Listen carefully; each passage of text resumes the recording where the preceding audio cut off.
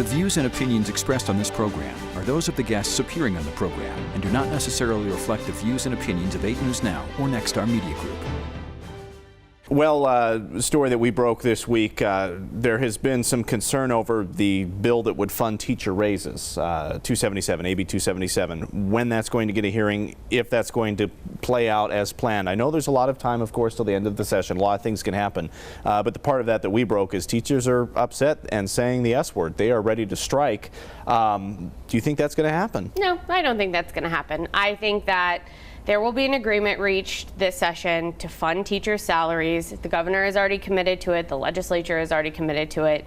They're going to get this done this session. And at the end of the day, the teachers will get a raise. And I think for us, it's really important to watch the process because the process is far, far, far from over. Sure. And, you know, there are bills moving left and right now. I just came home from Carson City. I'm going back up next week. Things are flying around right now. It's too early for us to start kind of raising those flags. If we get towards the end of session and things haven't been figured out, maybe, but I don't think we're there yet. We know by the end of May, at least leading into June, that last week is when a lot of the major funding issues are hammered out. The teachers have a big demonstration at the end of April, a full month ahead of that. Do you think they're a little premature?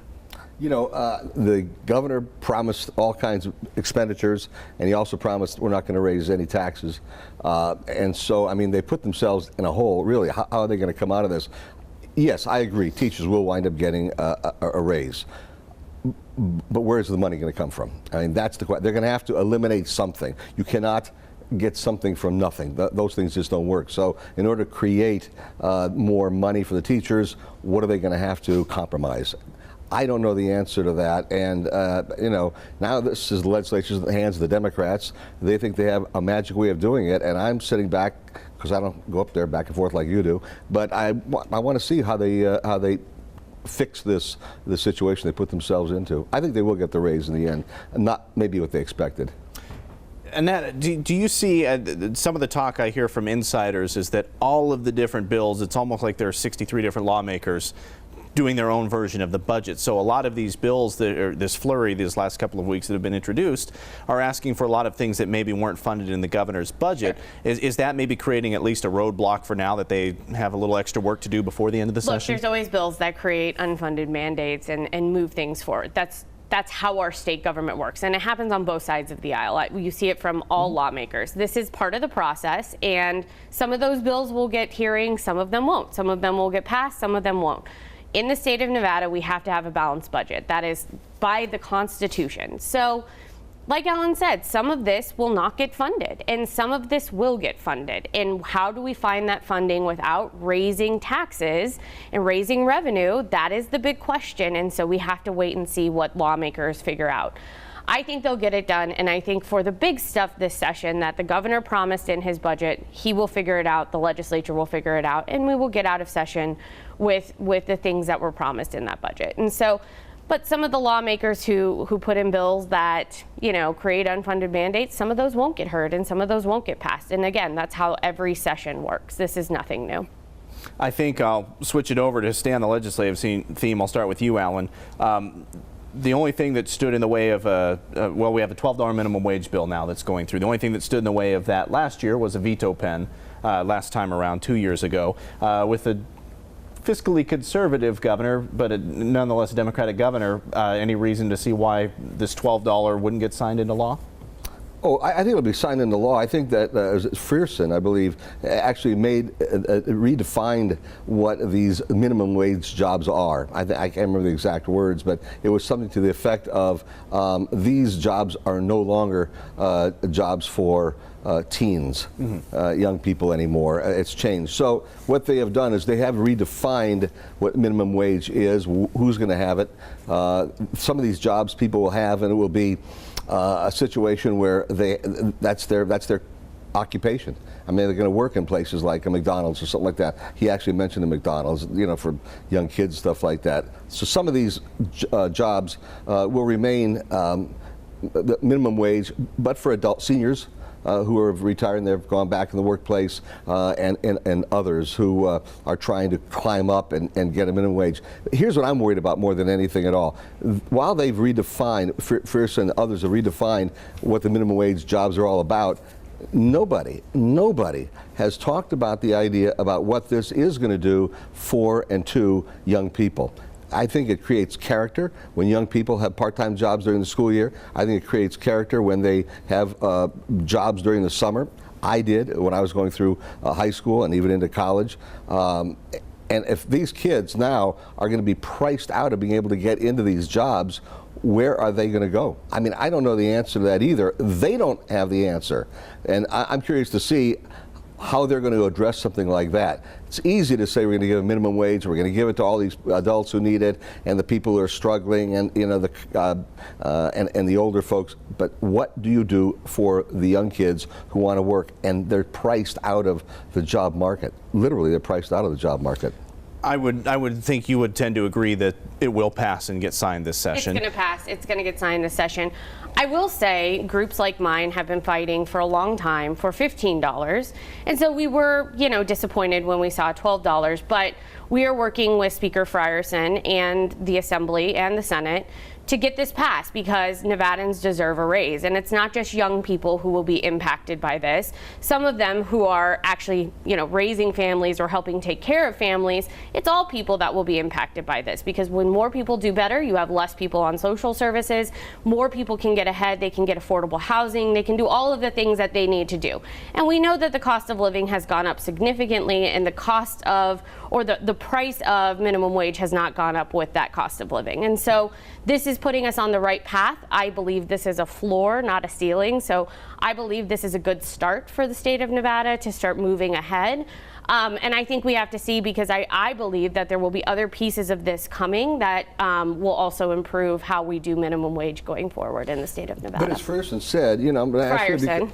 Frierson, I'm sorry. As he said that, these jobs are no longer going to be there for teens and young people like they once were. My question is, I understand what you're saying about giving it to people in their 20s who are married in a family, trying to get them elevated a bit or supplementing an income for seniors, things like that. But what do you do for the kids who did have opportunities at one time, whether it's McDonald's or whether it was any other burger place or any of these places at all? If they are priced out of the market and the jobs aren't there for them, what happens to them? I understand they can sit home and play, video games, right? And they can hang out with their friends after school, gang problems. I mean, all that stuff. But what do you do to be able to address the lack of employment opportunity for young people? That's my concern in this whole thing.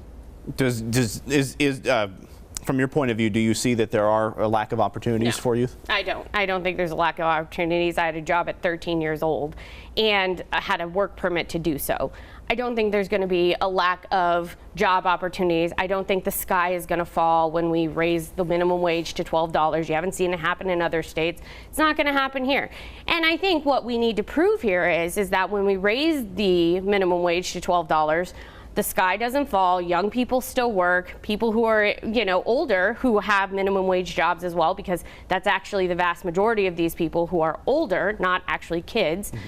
So when you start to look at once we raise the minimum wage and people start doing better and the sky doesn't fall and business doesn't crumble, then there's an argument to be made that we can continue to raise it with the cost of living. And I think that's important. But when you were younger, I worked when I was a young teen also. I made minimum wage. I made minimum wage too. Minimum wage though was there for young people mostly. I mean, I worked in McDonald's, I worked in other places, and believe me, there were no adults there. I mean, we were all in our teens. I worked in a couple of burger places, not only McDonald's, and we were in our teens. But that's just not how this works anymore. And there are a lot of older folks who are also in minimum wage jobs. It's not just teenagers. No, I agree. But what do you do with the teens, though? What do you do for them? You put them there too. Why not? I mean, everyone can get minimum wage. I don't see why there needs to be this discrepancy with age. If I own a burger shop and I'm going to hire somebody, and here's a guy coming along who's retired. He's got a great history. He was whatever he did before.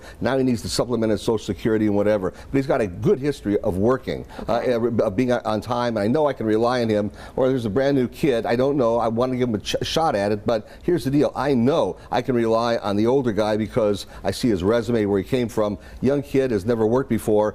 ordinarily we could have given him an opportunity to start his career off this way, get a job, find out about what it's like to be responsible, to show up on time and work with other people and things like that.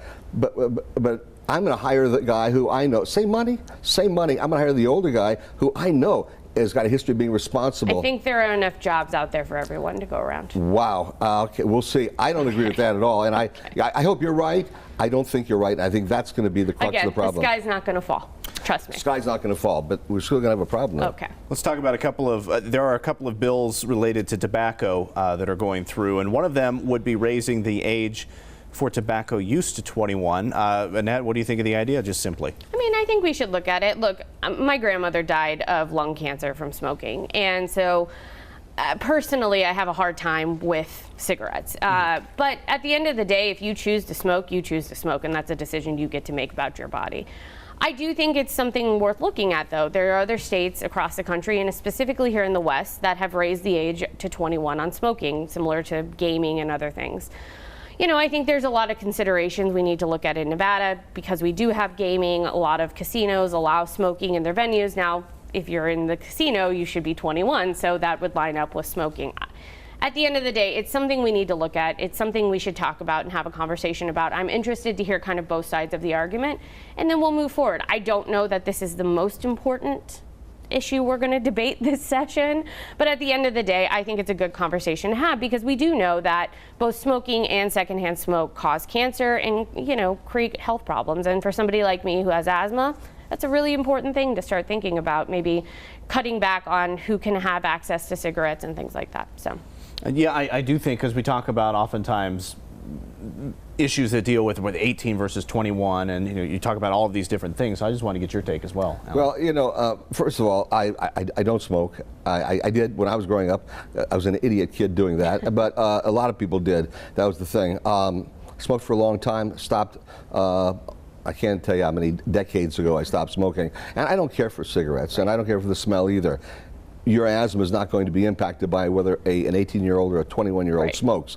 I'm going to use the argument that they used back in the 60s. They said that we want to lower the voting age from 21 to 18 because if you're old enough to be able to go into the military and fight for this country and die, perhaps die, put your life on the line, you should be able to have the right to vote. And I'm going to say, so right now we're going to have people go into the military and go into a combatant situation, but they can't smoke. Doesn't make sense to me. I'll tell you, the only time, and I don't like cigarettes either, but the only time I'm glad I did smoke is absolutely true. Basic training, because you're involved in so much stuff that your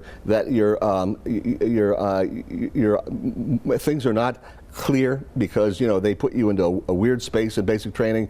But every once in a while they would say, if you got them, smoke them. And so we would get 5 minutes to not think about anything here and what was going on with basic training and all the stuff and the sergeants acting the way they were, and we get to light up a cigarette. It was just a great respite for those 9 weeks I was in basic. Only time I'm glad I ever smoked in my life. But aside from that, a dumb idea. Nobody in my family smokes because it's bad. I would not raise the age to 21. I think it's stupid for people to smoke, in my opinion. But if you people choose to do a lot of stupid things, and if they really want to go ahead and smoke, be my guest. You can't smoke in my house. I know you can't smoke in your house.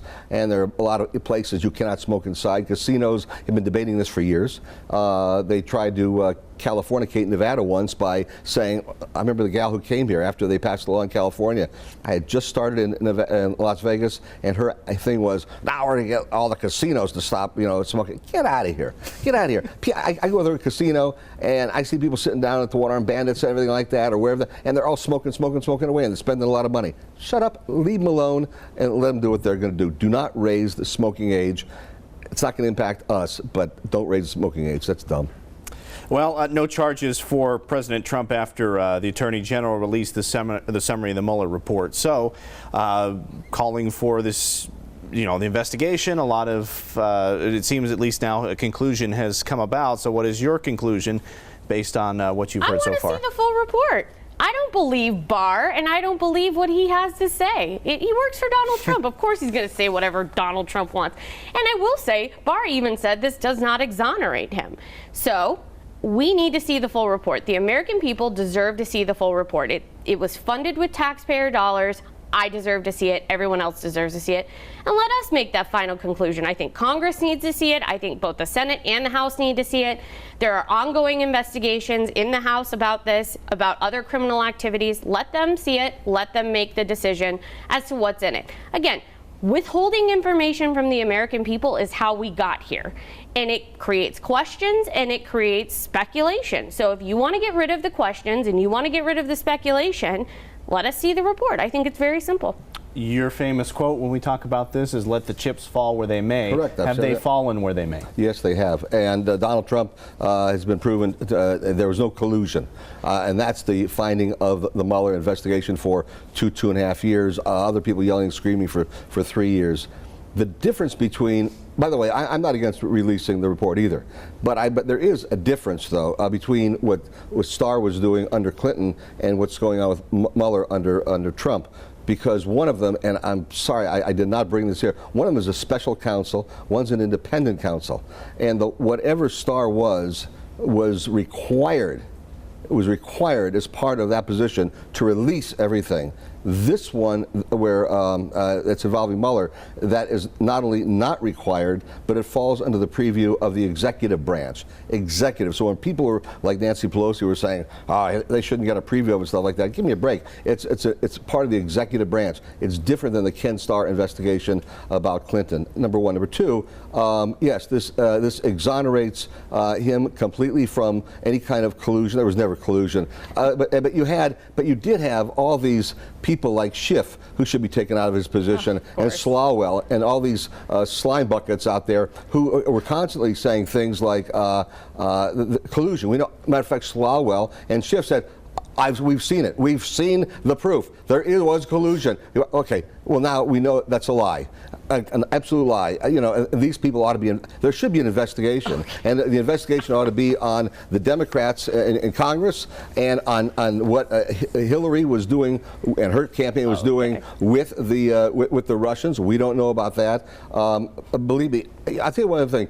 People were saying that there was some kind of obstruction going on. Was there obstruction?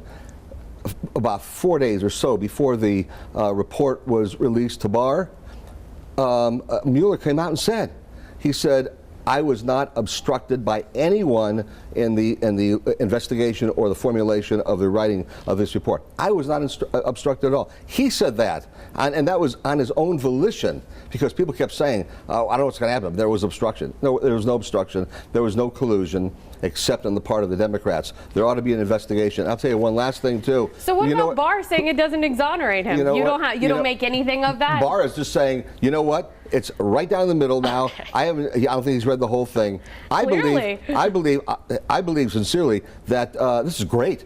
So he hasn't read the whole thing, but he somehow made a report and gave it to the American people? I think Donald Trump is going to be reelected in 2020, and he's going to serve an additional 4 years. And for those remaining time that he's in the office, the whole time, they're still going to be investigating. Maxine Waters is still going to be screaming and tearing her hair out, and all of them will be. Now, you have Pelosi saying what? She said, you know what, let's go, huh?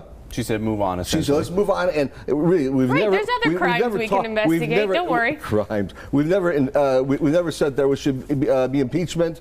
Right now, we're always talking about the healthcare system and stuff like that. No, you haven't. People have been yelling and screaming about obstruction and collusion and crimes. Meanwhile, the Republicans have just been ignoring the crimes and the obstruction and all the other things. No crimes. Just turning a blind eye. Not taking the Trump and his family out of the White House in chains, which is what they said they wanted to do. Let me ask this. Amazing. The summary of the report did have, and forgive me for not having the numbers in front of me, but there were a number of charges that were brought against a number of people. There were arrests. There have been convictions. That were all part of the Trump organization. So what does that say to you? Does that invalidate Alan's argument in your mind? Because again, there were indictments. There are people in jail now that were all surrounding Donald Trump. Plus, he was the head of his organization, and Barr specifically said this does not exonerate him. And that is a person who is clearly in Trump's camp, and he said it.